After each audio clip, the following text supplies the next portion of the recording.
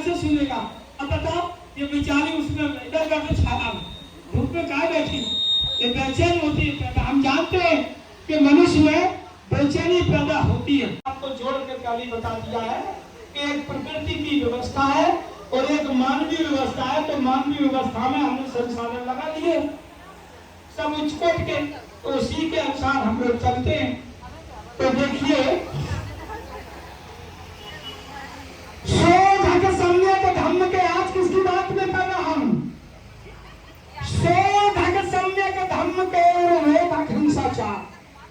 अब ऐसे पुरुष की, ऐसे महापुरुष की बात कर रहा हूं जिसने बहुत सोच समझ के शोध किया, शोध के सम्यक धम्म के, ऐसा धम्म का शोधन किया नहीं।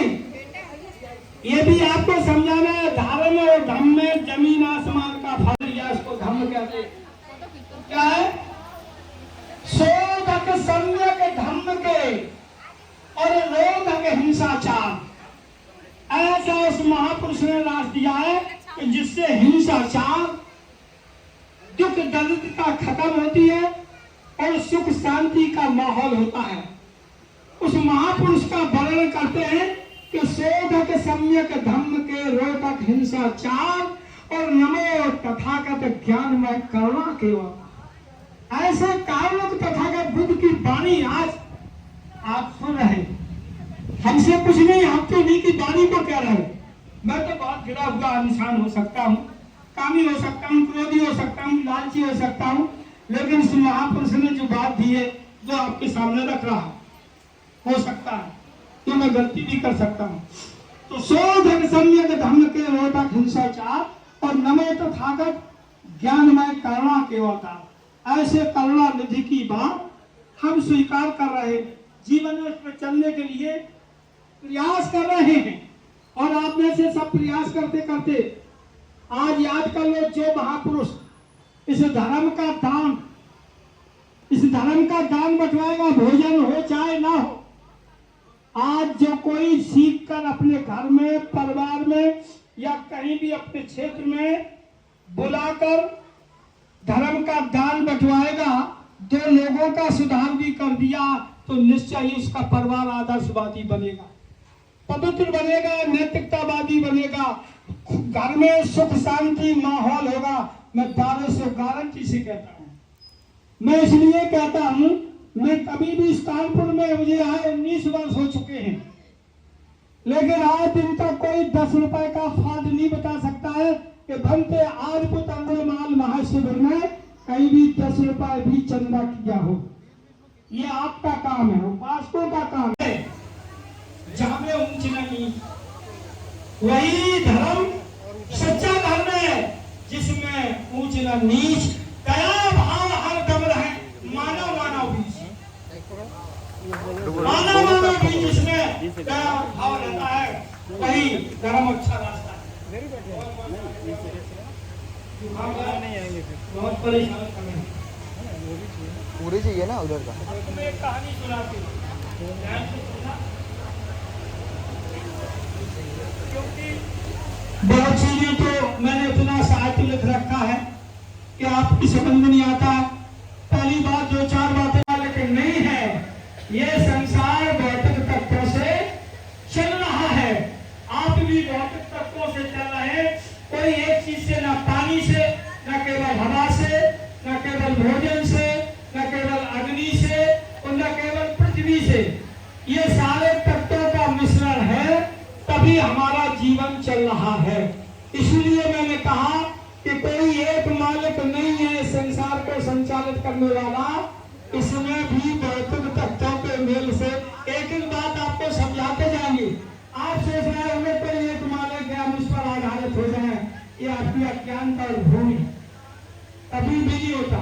बहुत सी चीजों के मेल से हर चीज चलती है, बहुत से एक में दूसरी चीज मिश्रण कर दो, तीसरी चीज बन जाती है। इसीलिए इसको क्या कहा है? कारण कारण। क्या कारण है? इसमें ये मिला दिया तो ये गड़बड़ हो गया, ये न मिलाते दो चीजें रखते तो सही था। अब तीसरा था, उन्होंने कहा घी भी बहुत अच्छा होता है, आदमी को पालता है और आदमी को मधु यानी शहद, वो भी मनुष्य को पालता है, लेकिन दोनों का मिश्रण कर दो तो पॉइजन बन जाता है।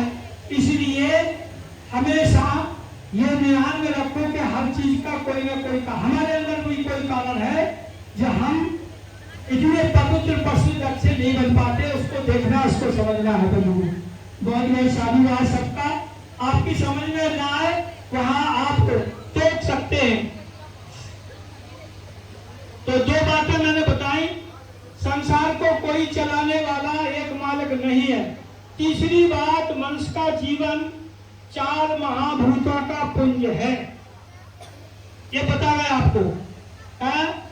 यानी 4 तत्वों के मिलने से ही शरीर की चेतना, उष्णता, जन्म, मृत्यु और 6 इंद्रियों का संचालन है। यदि ये चारों तत्व खत्म हो जाए तो ना कोई ज्ञान इंद्रिय है, ना कर्म इंद्रिय है, ना आंख है, ना कान है, सारी चीजें शून्य हो जाएंगी। समझ लो, इस चीजों का सबसे एक दूसरे के पर्यायवाची हैं, एक दूसरे के मेल से सब चीज चल रही है। इस जीवन के बाद शरीर का दूसरा कोई जन्म नहीं होता है शरीर से।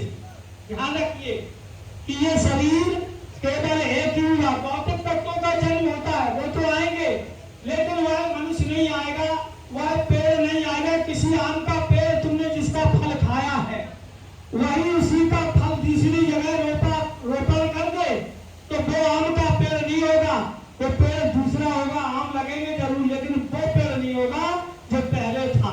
इसी प्रकार ये मनुष्य का पुनर्जन्म हो गया, उसका आम का, तो दूसरे फल से फल हो गया। दीपक से दीपक जला हुआ, दीपक जल गया, लेकिन जो जल आता है ये दीपक वो नहीं है, वो दीपक वो नहीं है। ये सारी चीजें आपको ध्यान में रखना है बंधुओं। इस जीवन के बाद दूसरा कोई शरीर का जन्म नहीं होता। भौतिक पदार्थों के मेल से ही संसार का संचालन है। सारा प्रपंच अपने पराये का, अच्छाई बुराइयों का, ऊंच नीच, जात वर्ण, बर्बाद समाज, ये सारे चीजें कहां से पैदा होती है? ध्यान रखिए, मूल बात, कोई भी मनुष्य किसी जात में जन्म नहीं लेता है। जाति को ही जन्म कहा उसने कि जाति जरा वर्ण, तो किसी जाति को जन्म कहा है। किसी मनुष्य का जन्म होता है तो बंधुओं किसी जाति में नहीं होता है। उस बच्चे का जन्म हुआ, आप अमेरिका कर दो वो अमेरिकन बन जाएगा, चाइना में कर दो चाइना बन जाएगा, और आपके घर परिवार में रहा तो जो आप हैं वही उसको बना लेंगे। नहीं, तो मनुष्य के संस्कारों से मनुष्य अच्छा बनता है। तो अब हम दुखी क्यों नहीं होते? इसलिए नहीं होते कि जहां हर जगह संस्कारों का अभाव है, महिलाओं में, बच्चों में, बेटियों में, और हम उनको दोषी ठहराएं तो हम स्वयं गलत हों। क्योंकि जब उनको अच्छे संस्कार मिल ही नहीं रहे तो दोष क्या है मनुष्य का? जो संस्कार मिल रहे हैं, जहाँ ईसाइयत के मिल रहा है वहां उसको स्वीकार करता है, जहाँ वो अहूदियत के मिल रहा है वहां, जहाँ मुस्लिम मिल रहा है वहां मुस्लिम तैयार हो जाता है, जहाँ सिख के मिल रहा है वहां सिख तैयार हो जाता, जहाँ हिंदुत्व के मिल रहा है वो वहां तैयार हो जाता, जहाँ बौद्धों के मिल रहा है वो वहां तैयार। जैसे सुमात्रा, जावा, लंका, इंडोनेशिया, थाईलैंड तक का जापान, यहाँ दूसरे नहीं मिलेंगे, यहाँ बौद्ध के ही संस्कार मिलेंगे। तो मनुष्य संस्कारों से सुसंस्कारित बनता है। ध्यान रखिए, संस्कारों से ही।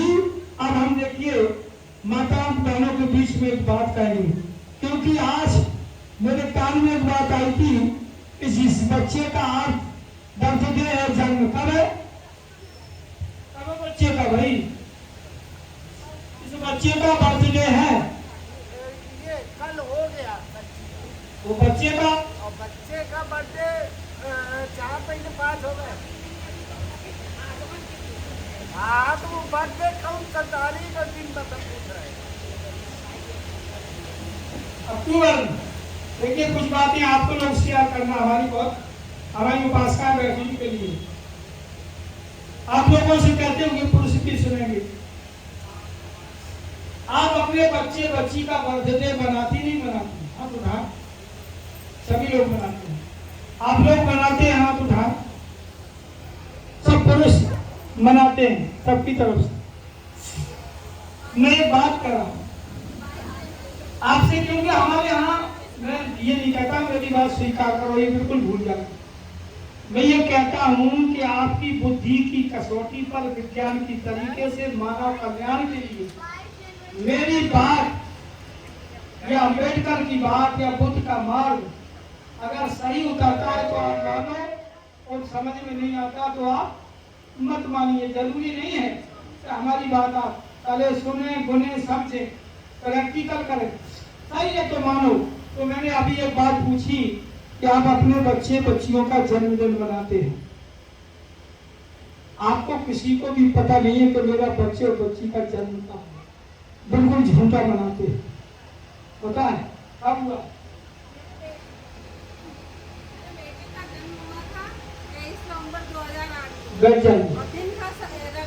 रविवार। देखिए कितनी अच्छी बात कर रहे हैं। अभी इन्हीं से हम निकलवाएंगे, यही सही बात बताएंगे इन्हीं से। देखिए मैं जो कह रहा हूं कि किसी को भी पता नहीं है, यहाँ आपको क्या, पूरे संसार में, यहाँ की बात नहीं कर रहा है, पूरे संसार की बात कर रहा हूं।